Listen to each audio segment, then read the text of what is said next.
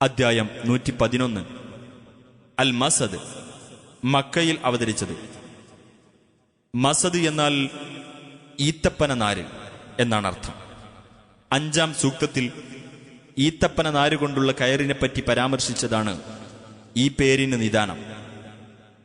ബിസ്മില്ലാഹിർ റഹ്മാനിർ റഹീം.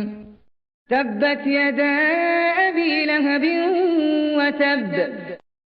അബൂലഹബിന്റെ ഇരു കൈകളും നശിച്ചിരിക്കുന്നു, അവൻ നാശമടയുകയും ചെയ്തിരിക്കുന്നു.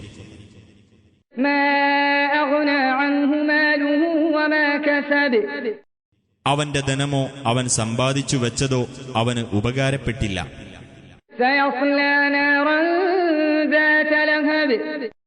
തീജ്വാലകളുള്ള നരകാഗ്നിയിൽ അവൻ പ്രവേശിക്കുന്നതാണ്.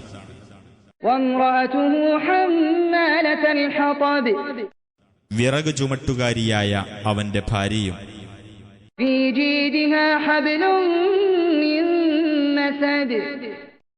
അവളുടെ കഴുത്തിൽ ഈന്തപ്പന നാരുകൊണ്ടുള്ള ഒരു കയറുണ്ടായിരിക്കും.